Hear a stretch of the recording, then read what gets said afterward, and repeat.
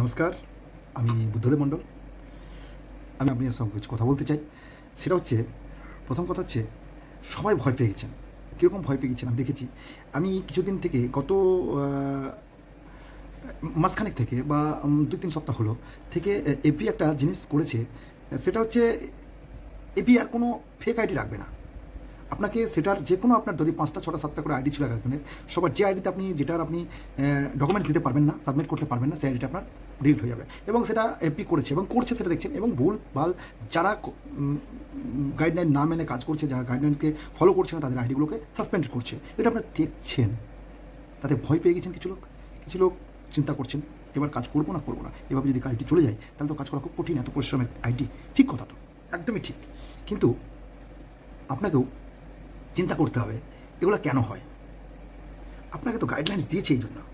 তো আপনি যদি গাইডলাইন্সটা না মানেন, তাহলে আপনার তো এরকম হওয়া উচিত, সত্যিকারের উচিত। যদি প্রতিটা জিনিসের একটা গাইডলাইন্স থাকা উচিত, এবং সেই গাইডলাইন্সটা যদি না মানেন আপনি, তাহলে তো আপনার এরকম হবেই, এটা হতে বাধ্য। কিন্তু দেখুন, আমার মনে হয়, এবং আপনাদের কী মনে হয় জানি না আমি, এফবির কাছে তো আপনার কাজ করার মাপ আছে। আপনি গত সপ্তাহে কতটা কাজ করছেন, এই সপ্তাহে কতটা কাজ করছেন, তার তো একটা সিস্টেম আছে। কিন্তু আপনার কাছে এই কোনো মাপের যন্ত্র আছে যেটাতে আপনি মেপে বলেছেন আমি গত সপ্তাহে অনেক বেশি কাজ করছিলাম, এই সপ্তাহে তার বেশি কাজ করছি, তাও আমার সব কিছু নিচ্ছে? তাই কি কখনো হয় না? সম্ভব না। এইভাবে করে আইডি কোনোদিন, আপনার এফবি কোনোদিন কোনো কাজ করতে পারবে?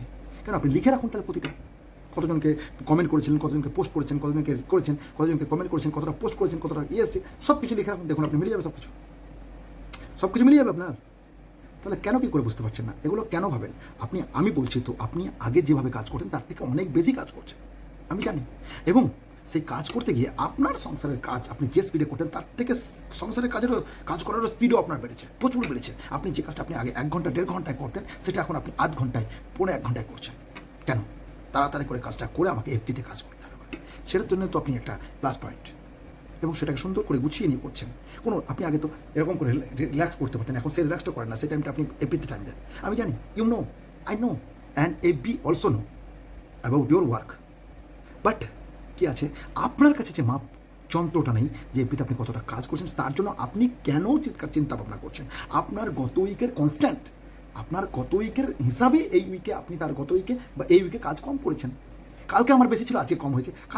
কালকে আপডেট ছিল না, আজকে সেটা আপডেট হয়েছে। আপনার আগের সঙ্গে পরের তুলনা করলে, কম্পেয়ার করে যেটা এসছে সেটা আপডেট হয়ে যাচ্ছে। সেটা ডাউন, কম ছিল তাই কম হয়ে গেছে। এখানে এটা থেকে এফবি কোনো কিছু আপনাকে বোঝাতে চায় না। এটাতে আপনাকে বোঝা যায় আপনি কতটুকু গত সপ্তাহে কাজ করছেন, তারপর কাজ করছেন। আপনার কাজটা যাতে ডাউন না হয়। আপনি যদি ডাউন হয়ে গিয়ে থাকে তাহলে একটু বাড়ান কাজটা, তাহলে সপ্তাহে আর একটু বেশি করুন। এটা বোঝাতে চাইছে। এটা যদি আপনি না বুঝতে চান, জোর করে বলুন যে বারবার একই কথা বলেন যে আমার লাল হয়ে গেছে। আরে লাল তো হচ্ছে এই কারণে, গত সপ্তাহ থেকে আপনি ওটাকে 90 ডেজ করুন তো, দেখুন লাল হবে না। হচ্ছে কি লাল? কেন পাগলের মতো করছেন? দেখবেন একটা জিনিস, দেখবেন আপনাকে আমি একটা জিনিস সুন্দর করে ছোট্ট করে দেখাই। হ্যাঁ, ছোট্ট করে দেখুন, তাহলে বুঝতে পেরে যাবেন। আপনি সুন্দর করে দেখুন, আপনাকে স্ক্রিনশট দিয়ে দেখাচ্ছি, আমার দেখাচ্ছি, আমি নিজের দেখাচ্ছি। দেখবেন, তাহলে দেখবেন কোথায় চলে যাচ্ছে। নাহলে তো বুঝতে পারবেন না আপনারা, এভাবে তো হয় না। তো একটা জিনিস বুঝতে হবে আপনাকে। ওটাকে যখন দেখছেন আপনি 7 দিন আছে, 14 দিন আছে, 1 মাস আছে, 28 দিন আছে, ওটাকে 90 ডেজ করুন। ভিউটাকে 90 ডেজ করুন তো দেখুন সবুজ হয়ে গেছে কি না। এগুলোকে আপনাকে বাই যদি দেখাই, আপনি তাহলে ঠিক বুঝতে পারবেন। এগুলোকে মাপতে হবে আপনাকে, মাপ শিখতে হবে আপনাকে, দেখা শিখতে হবে, বোঝা শিখতে হবে। বলে দিলেই হয়ে গেল নাকি? এভাবে তো হয় না। এফবি আপনার কি চুরি করে নিচ্ছে আপনার ভিউ? তা তো না। এফবি তো যথেষ্ট সুন্দরভাবে আপনাকে এগিয়ে নিয়ে যাওয়ার চেষ্টা করছে। আপনি ভুল কমিউনিটি স্ট্যান্ডার্ডকে যদি আপনি গাইডলাইন্সে যদি কোনো সময় যদি কমিউনিটি স্ট্যান্ডার্ডের কোনো রুলস আপনি ব্রেক করেছেন, তাহলে আপনার আইডি চলে যাবে। বারবার বলছি, কমিউনিটি স্ট্যান্ডার্ড গাইডলাইন্সকে ফলো করুন, গাইডলাইন্সকে জানুন। না জানলে আমি শুধু গাইডলাইন্স এবং আপনার পথ চলার সিস্টেম নিয়ে কথা বলি। প্রতিদিন লাইভ রাত্রি 10টায়, ইন্ডিয়ান টাইম রাত্রি 10টায় লাইভে আসি, এবং যা যাবতীয় কোশ্চেন অ্যান্সার থাকে সব কিছু লাইভের মধ্যে আলোচনা করে থাকি। এবং সেখানে এসে 1 ঘন্টা বা 1.5 ঘন্টা লাইভ হয়, সেই টাইমটা দিন। আমি কথা দিচ্ছি আপনার আইডি সুরক্ষিত এবং সুন্দরভাবে এগিয়ে যাবে সামনের দিকে। এবং আমি বলছি, আমি এগুলো নিয়ে কথা বলি, আমি এগুলো নিয়ে অন্য কোনো কিছু নিয়ে আলোচনা করি না। আপনি এই আইডিগুলোকে এগিয়ে নিয়ে যাওয়ার জন্য কথা বলি। এগুলোকে জানতে হবে, আপনাকে শিখতেই হবে। প্রতিটা বেসিক জিনিসকে জানতে হবে, গাইডলাইন্সগুলোকে ফলো করতে হবে। লোকের মুখে ভুল ভাল শুনলে হবে না, তাদের তৈরি করা গাইডলাইন্সে গেলে হবে না। বুঝতে পারছেন? যথেষ্ট বুঝতে পারছেন আশা রাখবো। অসংখ্য ধন্যবাদ। Thank you.